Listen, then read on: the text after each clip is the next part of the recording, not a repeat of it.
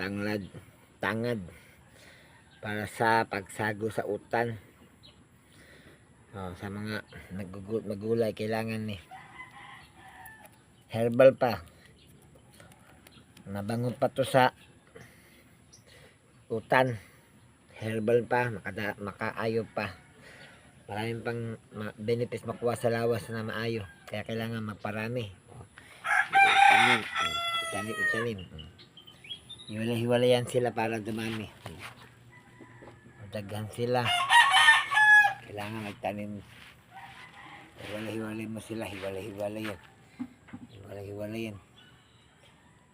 Pag malaki na yan, ganito na siya karami.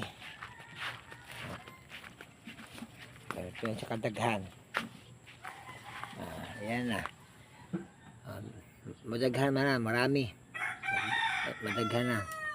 Dumadami siya habang tumatagal. Kaya maganda siya paramihin. Kasi mga mag-inasal, kailangan to gamit sa pag-inasal.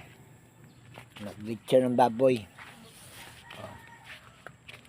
Madami na siya tangad. Ayan. Ano siya tangad. Hindi ba lang siya maramdaman, madaghan na siya.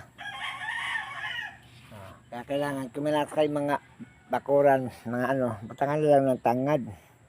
At least madami pa. Magamit pa siya.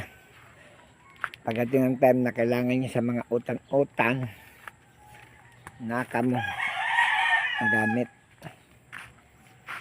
Okay.